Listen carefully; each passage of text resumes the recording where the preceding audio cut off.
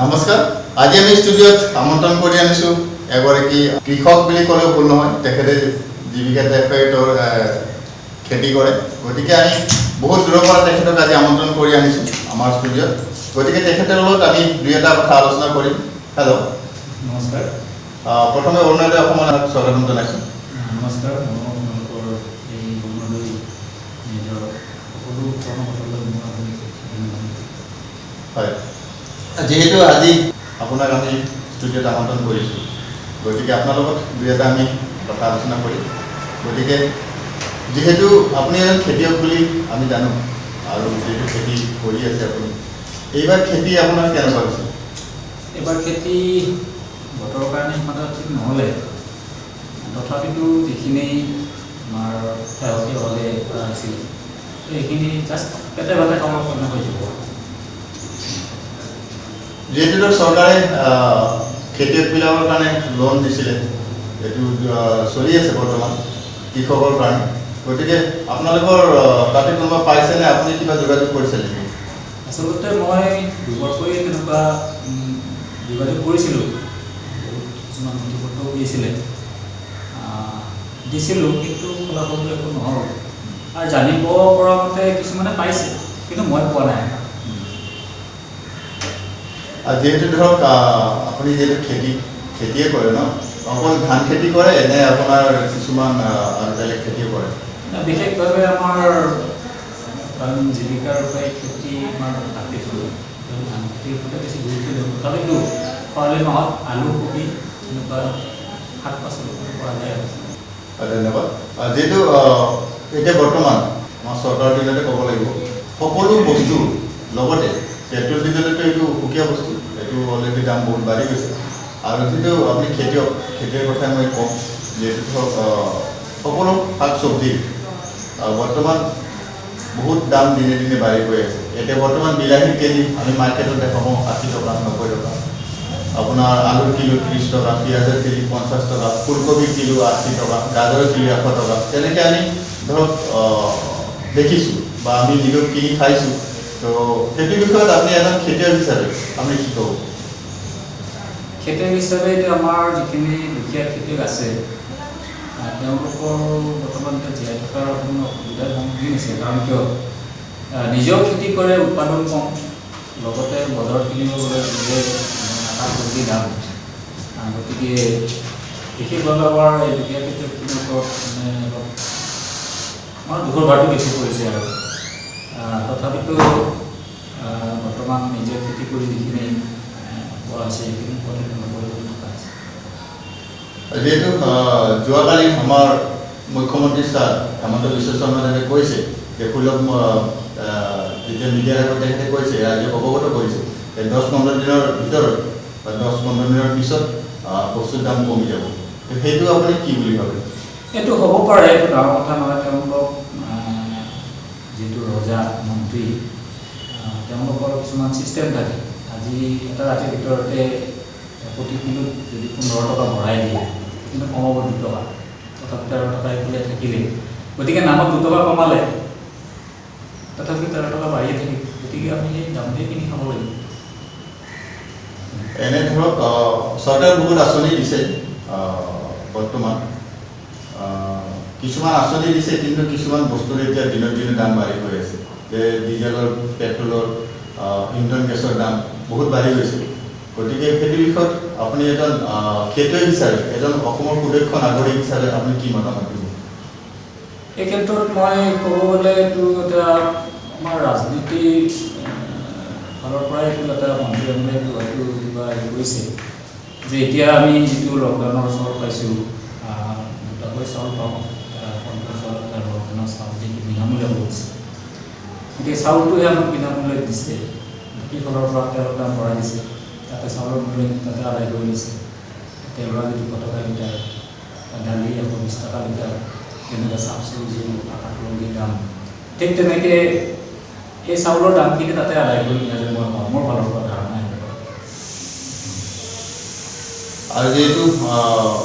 আপোনাক আমি বিটিআৰৰ বাসিন্দা বুলি জানো অলৰেডি এতিয়া বিটিআৰ হ'ল আগতে ধৰক হাৰিয়ানা চৰকাৰ আছিলে এতিয়া ধৰক প্ৰমোদ বড়ো চৰকাৰ হ'ল তো হাগ্ৰামাৰ দিনত আপোনাৰ বিটিএডি কিমান উন্নতি হৈছে বা ৰাস্তা ঘাটৰ কথাই হওক বা হাউচিঙৰ কথাই হওক বা যিকোনো ক্ষেত্ৰত বা এতিয়া বৰ্তমান প্ৰমোদ বড়ো চৰকাৰৰ দিনত আপুনি কি পাৰ্থক্য কিবা দেখিছে নেকি? দেখিছে মানে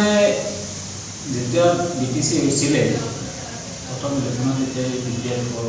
দল হৈছিল আৰু যথেষ্ট তাৰ আগতে যি আমাৰ গাঁৱলীয়া ৰাস্তাবিলাক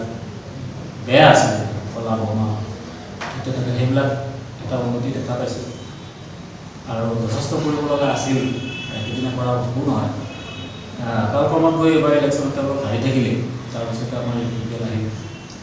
আৰু এই বিপিএলৰ দিনত আজি হয়তো এবছৰ প্ৰায় হ'বই এতিয়ালৈকে কোনো ধৰণৰ উন্নতি কাম ভৱিষ্যতলৈ হ'ব বুলি আশা কৰিছোঁ আৰু যেহেতু ধৰক এতিয়া প্ৰমোদ বড়ো চৰকাৰে বহুত কিবা কিবি ঘোষণা কৰি আছে আৰু ধৰক ৰাস্তা ঘাটৰ কাম কৰিম বুলি অলৰেডি তেখেতে কৈছে বা সকলো মানে ধৰক জনসাধাৰণক অকল বড়োই নহয় অবড়োকো তেখেতসকলে সামৰি লৈছে গতিকে এইটো বিষয়ত আপুনি কি মতামত দিব? নাই এইটো আচলতে মন্ত্ৰী এম এল এবিলাকে যেনেকৈ ইলেকশ্যনৰ আগত সাহায্য কৰি যেনেকৈ প্ৰলোভন দেখুৱাই এতিয়াও তেওঁলোকে কৈ আছে কিন্তু কৰিলেহে দেখা পাওঁ যে কিবা এটা পালেহে পাইছোঁ বা হৈছে উন্নতি হৈছে বা এইখিনি কৰিম বুলি কৈছিলে তেওঁলোকে কৰিছে তেতিয়া ক'ব পাৰে এতিয়াতো শুনাতে আছোঁ কৈ আছে শুনি আছোঁ হাগ্ৰামাই যেতিয়া আপোনাৰ 15 বছৰ ৰাজত্ব কৰিলে তেখেতৰ কিছুমান কাম অলৰেডি থাকি গ'ল আমাৰ চকুৰ আগত কিছুমান কাম আমি দেখা পাইছোঁ যেনেকৈ ধৰক হাউচিঙৰ কাম তেখেতসকলে বহুত ক্ষেত্ৰত আধৰুৱা কৰি থৈছে বা ৰাস্তা ঘাটৰ ক্ষেত্ৰতে হওক বা যিকোনো ক্ষেত্ৰত এইটো আমাৰ হাতত প্ৰমাণ আছে যে ঘৰৰ যিটো তেখেতসকলে ঘৰ বনাই দিছিলে দুখীয়া তো সেইবিলাক বস্তু কিছুমান আধৰুৱা হৈ থাকিলে তো সেইটো হাগ্ৰামা চৰকাৰৰ কাৰ দোষ বুলি ভাবে আপুনি নে কিবা টকা পইচাৰ অভাৱৰ কাৰণে তেখেতসকলে কৰিব পৰা নাই নে কিহৰ কাৰণে আপুনি কি বুলি ভাবে? এইটো আচলতে এই ক্ষেত্ৰত হাগ্ৰামা মহিলা বিলাকৰ এটা ভুল হ'ব কাৰণ তেওঁ যিখিনি কৰিব লাগে কৰিছে কিন্তু তলৰ চাম যিখিনি আছে যেনেকুৱা এটা ডিচি বনাইছে তাৰ চেয়াৰমেন থাকে বা তাৰ তলত কিছুমান মেম্বাৰ থাকে বা ব্লক ছিষ্টেম এটা কৰি আছে ব্লকৰ এটা হেৰি কৰি আছে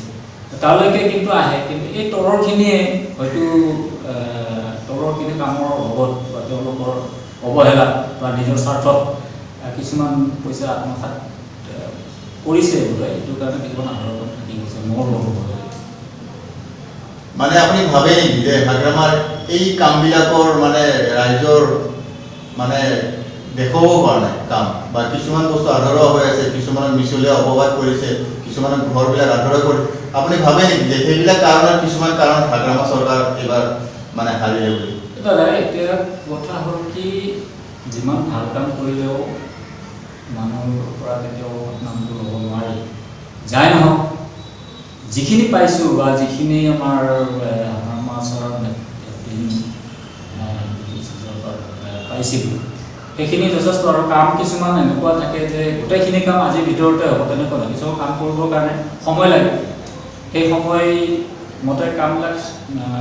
চলি আছিলে আগন্তুক যেতিয়া আকৌ এয়া ইলেকশ্যনৰ সময় আহিলে কিবা কাৰণত তেওঁলোক হাৰি থাকিলে কিন্তু ইয়াৰ পিছত আৰু কি হয় যিহেতু ধৰক আগতে যেতিয়া আপচু আছিলে তেতিয়া সকলো বড়ো জনজাতিখিনি এটা হৈ আছিল এতিয়া সিহঁতৰ মাজত কিছুমান বিভেদ হৈছে NDFB হওক আপচু হওক কিবা প্ৰমোদ বড়ো চৰকাৰ সেইটো বেলেগ হাগ্ৰামা চৰকাৰ সেইটো বেলেগ তো কেনেকুৱা কিছুমান সিহঁতৰ মাজত অলপ খামখেলিৰ পৰিৱেশ সৃষ্টি হৈছে গতিকে সেইটো আপুনি কি বুলি ভাবে? এইটো মই আগতে আমি দেখিছিলোঁ মানে বড়ো জাতিটো খুব এটা মানে একতা আছিলে তো এতিয়া লাহে লাহে কি হৈছে মানে কিছুমান বিভাগত বিভক্ত হোৱা যেন আমি অনুভৱ মানে দেখি আছোঁ আমি গতিকে সেইটো বিষয়ে আপুনি কি মতামত আপুনি BPR বিষয়ে ক'ব? আগতে যিটো তেওঁলোকৰ বড়োসকলৰ যিটো বা একতা আছিলে আমিও তেওঁলোকক দেখিলোঁ তেওঁলোক একতাটো তেওঁলোকে কিবা কিবা ৰাজনৈতিক যেতিয়া মানুহ যেতিয়া ৰাজনীতিৰ ফালে ভাল খাব তেতিয়া স্বাৰ্থলোভী হোৱাৰ লগে লগে একতাটো ভাঙি যায় ঠিক তেনেকুৱা এটা মোৰ অনুভৱেদি মই তেনেকুৱা এটা অনুভৱ কৰোঁ আৰু তাৰ হয়তো এনে ধৰক বিটিআৰৰ কথাই কওঁ বিটিআৰত আমাৰ সৰ্বসাধাৰণ বেলেগ কাষ্টৰ বেলেগ জাতিৰ মানুহ মানে বেছি আছে যিটো আমি দেখিছোঁ মানে অকল বিটিআৰ বুলি নহয় বিটিআৰত অকল বড়ো নাই বিভিন্ন জনগোষ্ঠীৰ মানুহ তাতে আমি দেখা পাওঁ বা আছে তো গতিকে ধৰক এই বিটিআৰ যেতিয়া চুক্তি হ'ল তেতিয়া আপুনি সেই বিষয়টোত কিছুমানে হেৰি কৰিছিলে যে বিটিআৰত বহুত অবড়ো মানুহ আছে অবড়ো সুৰক্ষা সমিতিও আছে বিটিআৰত গতিকে তেখেতসকলৰ এতিয়া বৰ্তমান এই ভূমিকা কি হৈ আছে আপুনি কিবা গম পায় না তেওঁলোকৰ ক্ষেত্ৰত যেতিয়া বেছি কৰাৰ আগতে যিটো এটা ঘটনা ঘটিছিল তেতিয়া অন্য জাতিবিলাকৰ ভয় পাইছিল যেতিয়া BTC হ'ল তেতিয়া পুৰা শান্তিৰ সমান প্ৰকাৰ আমি দেখা পাইছোঁ আৰু যথেষ্ট শান্তি পাইছোঁ তাৰপিছতে তেওঁলোকে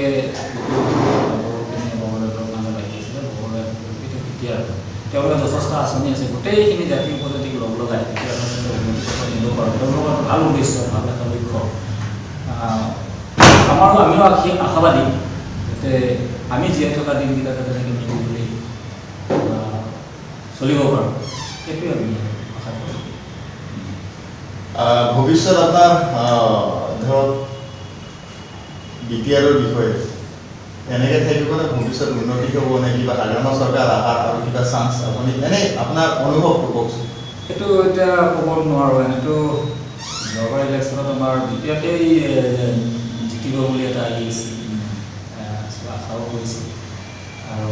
তাৰ ক্ৰমত হাৰি থাকিল হয়তো আহিব পাৰে পিছত আশাবাদী ধন্যবাদ আপুনি আমাক ষ্টুডিঅ'ত বহুত সময় দিলে গতিকে অৰুণোদয় অসমৰ পৰা আপোনাক অশেষ ধন্যবাদ জনাইছোঁ আৰু লগতে ভালে থাকক আপুনি কুশলে থাকক এই আমাৰ কামনা মোৰ ফালৰ পৰা আপোনাক সকলোৰে ধন্যবাদ থাকিল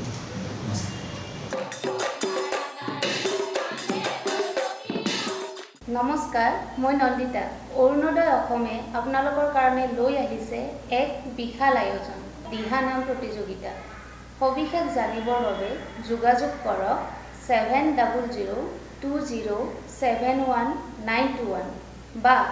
9401925545 এই নম্বৰত ধন্যবাদ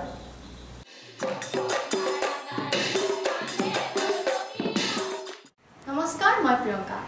অৰুণোদয় অসমে আপোনালোকৰ ওচৰলৈ লৈ আহিছে north east star fashion beauty contest 2021-22 Mr. Miss Mrs. and Kids Dear 2-star fashion beauty contest to show your talent ইয়াত অংশগ্ৰহণ কৰিবৰ বাবে যোগাযোগ কৰক 7002568177 বা 7002071921 বা 9706957080 এই নম্বৰত ধন্যবাদ নমস্কাৰ প্ৰিয় দৰ্শক মই নেনা প্ৰিয়া আপোনালোক সকলোৱে জানে অৰুণোদয় অসম নিউজ চেনেল পৰ্টেলটো আমাৰ মাজত বৰ্তমান দ্ৰুতগতিত চলি আহিছে গতিকে আমাৰ চেনেলটোৰ জৰিয়তে আপোনালোকে যদি বিভিন্ন বা বাতৰিৰ লগতে বিভিন্ন সাংস্কৃতিক অনুষ্ঠানৰ বাবে যোগাযোগ কৰিব বিচাৰে তেনেহ'লে যোগাযোগ কৰিব পাৰে 9401925545 আৰু 80117448441 এই দুটা নম্বৰত ধন্যবাদ